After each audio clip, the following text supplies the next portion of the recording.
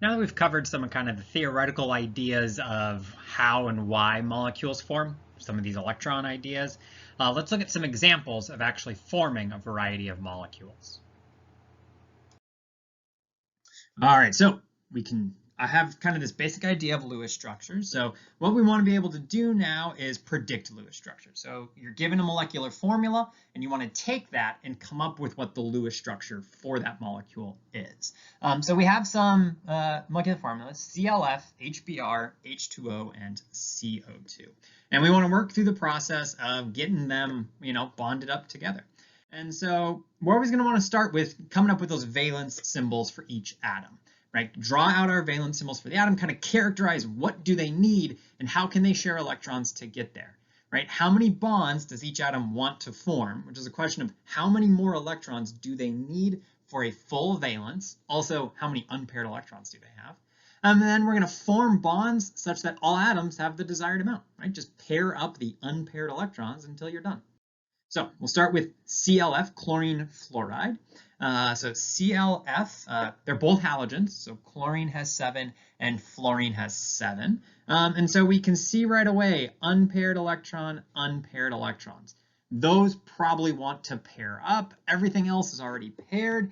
So they're just going to share that as a shared electron, right? And at that point in time, they started each with 7. You form one bond, that gets you up to 8. And so each one would have a full octet at this point. So we know that that's happened. If we want to be able to characterize and kind of quantify those numbers, we can take a look at our different atom types. So let's look at fluorine. And we said that each atom wants an octet. So how do we get to those 8 electrons? Well, we know that each dot in those lone pairs corresponds to an electron. So we can count the lone pairs around that fluorine atom and count those electrons. So 1, 2, 3, 4, 5, and 6. So those are the 6 electrons in lone pairs around your fluorine atom. So those, if we're counting up its valence, those count. And then we also have the one bond that the fluorine is participating in. There are 2 electrons in there. So this fluorine has a total of 8 electrons that are associated with it. So that's good. That means that satisfies the octet rule. That has a full valence. So the other atom we can look at then is chlorine. We want to make sure that also satisfies a full octet. So we can look at the lone pairs, those single electrons, count the dots. And we can see again, we get 6 electrons around the chlorine atom from the lone pairs. And then we want to count the single bond again. Those electrons 7 and 8 both count for the chlorine as well. So the 2 electrons in that bond count towards filling the valence of the chlorine atom as well as the fluorine atom. Lone pairs only count for the atom they are around, but those bonding electrons count for both. So that's how we work towards filling up that valence. So we can see we get this nice full valence. This is our stable molecule, the Lewis structure for chlorine fluoride. So if we're looking at that molecule, this is what it really looks like. One single bond between a chlorine atom and a fluorine atom. Next is Hbr hydrogen bromide. So I know hydrogen in column 1 has 1 valence electron, bromine as a halogen in group 7a has 7 valence electrons. If I take a look, I got 1 unpaired electron, 1 unpaired electron. These are likely to form a bond. We know they each can fill that up, have everything paired. So single bond, hydrogen bromide is a hydrogen atom single bonded to a bromine atom. So here's our Lewis structure. We want to always be counting to make sure we have the right number of electrons everywhere. And so I start bromine. I start with my lone pairs, count the dots. Those 6 dots in 3 lone pairs are all associated with the bromine atom. And then I have the bond. That single line is 2 more electrons. That's 7 and 8 to get me to a total of 8 electrons associated with the bromine. It's got a full valence, follows the octet rule. If I look at hydrogen now, I can see it's different. It doesn't have any lone pairs, right? So there's no electrons as lone pairs. It only has 2 electrons in its valence, right, from that single bond. And so one of the things we can see is this doesn't follow the octet rule, which again, it's a rule. So there's going to be a couple places where we don't. But what ends up happening is hydrogen is in period 1. So when it gets that second electron, now all of a sudden it looks like helium. So even though it doesn't follow the letter of the octet rule, it at least follows the spirit of the octet rule, that, you know, when it has a full valence, it only needs 2 electrons. And so hydrogen will always have 2 electrons in any Lewis structure. Hydrogen's never going to have more or less. It will always be exactly 2. That's a pretty hard, not rule, but a hard fact that hydrogen just gets those 2 electrons in a Lewis structure. All right, so let's go to non-diatomics. Let's go to molecules with more than 2 atoms. So we'll do water. Okay, and if we want to look at this, we know it's H2 means I have 2 hydrogen atoms and the 1 oxygen. And again, I can see each of those hydrogens has that unpaired electron we saw previously, but now the oxygen has 2 unpaired electrons on it. And the thing we want to be sure of is that each hydrogen can only share 1 electron, so we could form 1 bond with that oxygen unpaired electron, and then we can come over here and form a bond between that one. So what ends up happening is the oxygen forms 2 single bonds to the 2 different oxygens. It only forms 1 bond at a time with each hydrogen atom, but it just forms 2 total bonds. We saw previously that the oxygen formed a double bond, right? 2 bonds at the same time with 1 atom. Here it's forming the same 2 bonds, but broken up between 2 different atoms, the 2 hydrogens, right? So we've got that nice and distributed. And so again, if we count our Lewis structure, each hydrogen has 2 electrons like we would expect. We always expect each hydrogen to have 2 electrons. That comes from just a single bond. Hydrogen atoms should never have lone pairs in a Lewis structure. They just get a single bond. So we do want to look at the oxygen atom though. So we want to count up. We know the lone pairs. It only has 2 lone pairs, so that corresponds to 4 total electrons. And then it has 2 bonds. And so the first bond is electrons 5 and 6. There's 2 in that line, and then 7 and 8 in that line. So overall, we know there's always going to be 8 total electrons. In this case, they're distributed differently than we saw for the halogens, but we still have that total or that overall distribution of electrons.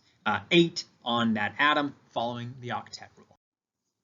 So finally, let's take a look at carbon dioxide, CO2. If I take a look at these Lewis structures, I can see right away oxygen again has 1, 2, 1, 2, and then carbon actually has 1, 2, 3, 4 unpaired electrons. All of its valence electrons are unpaired. And so, you know, I want to be sharing these, and so I want to share together. I can see that that carbon needs to do a lot of sharing. And so it ends up, I should probably focus on taking care of the carbons. So carbon, that's going to be a pair. It can pair up with those, right? Pair up as much as possible. And then it can pair up over here and over here. So while we may be tempted to share electrons between the oxygens, it ends up that we always kind of want to focus on what needs the most help. That carbon is going to need to form a lot of bonds, share a lot of electrons. It only has 4 valence electrons. It needs 4 more to get to a full valence. So it needs to do a lot of sharing. And so, you know, it shares all those together, gets everything linked up, shares with both the different oxygens. And so overall, we have a Lewis structure of carbon double bonded to each oxygen atom. So carbon is sharing 2 pairs of electrons with both oxygen atoms. So we can take this, we have all of our different atoms, and we want to, again, always count. So we'll start off by counting the electrons for the carbon. Carbon has no lone pairs here. All of its electrons are in bonds. But we can count electrons associated with the carbon. Each line is 2 electrons, so 1 and 2, 3 and 4, right? A double bond overall is 4 electrons. Then we can see 5 and 6, 7 and 8 from that other double bond on the other side. So we get a total of 8 electrons on that carbon atom from the 2 lone pairs, or 2 double bonds, I'm sorry, each contributing 4 electrons. That one's a little dirty, so when we look at the oxygen, we'll make a copy of the Lewis structure. And this time, oxygen does have lone pairs. Again, it has 2 lone pairs for a total of 4 electrons. Then we can see that just like the double bond was 4, each double bond was 4 for carbon, this double bond is 4 for the oxygen. Each line representing 2 electrons that are shared between that pair of atoms. So there are 8 electrons also associated with the oxygen atom.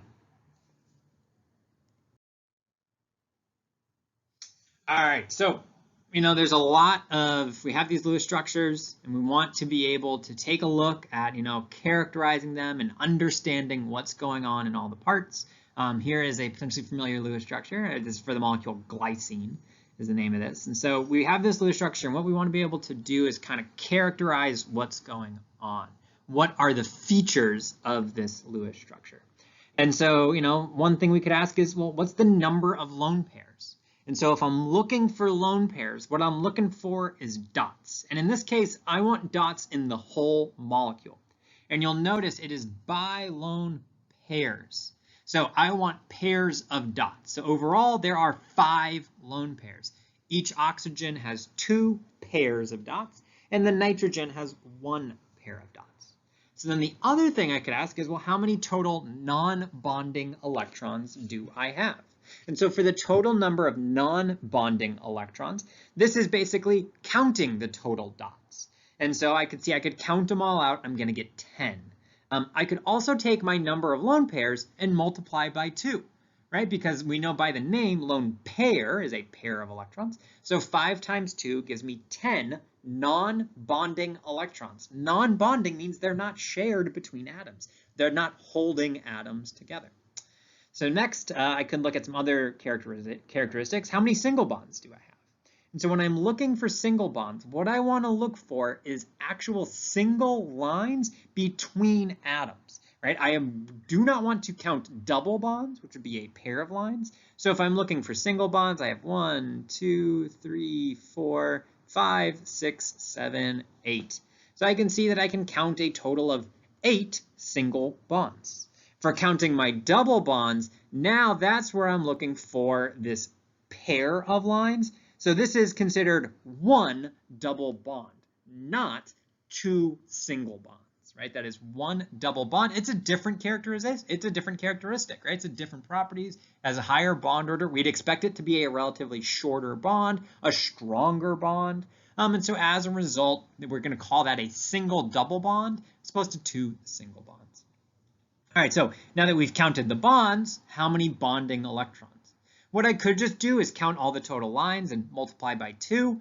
I also know that each single bond is characterized as 2 electrons, and each double bond is 4 total electrons.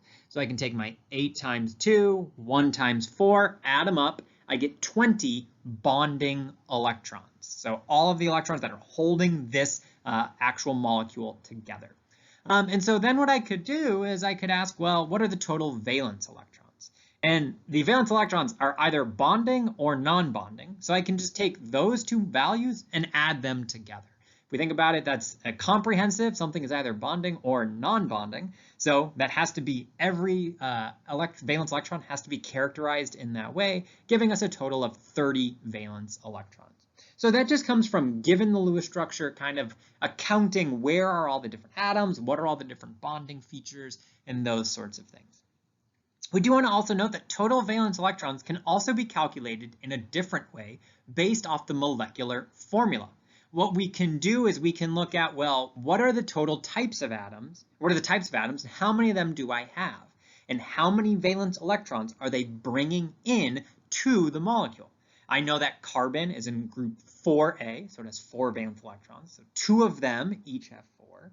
I have 5 hydrogens, each with 1 valence electron, 1 nitrogen with 5 valence electrons, and 2 oxygens, each with 6 valence electrons. And if I multiply or add all that up, I'll get 30 valence electrons. And these 2 values have to be equal. This value up here, this description up here, based on the molecular formula, is telling me that's how many electrons that are brought into this molecule by all these atoms. And they have to come from somewhere and they have to go somewhere. And so there has to be a feature in the periodic table as described by this metric down here as to where those electrons are. So this is going to be an important part of any Lewis structure. Are all of the electrons that are supposed to be in the molecule there? Right? All of the valence electrons that came in from the atoms, have they been assigned to a bond, to a lone pair, somewhere? So that's something that always must be true. A Lewis structure is automatically disqualified as being accurate if it doesn't have the right number of valence electrons. You can't just make up what the molecule is. Those electrons have to be there. They have to be somewhere assigned to something. Lone pair bond doesn't matter, but Would have to be there.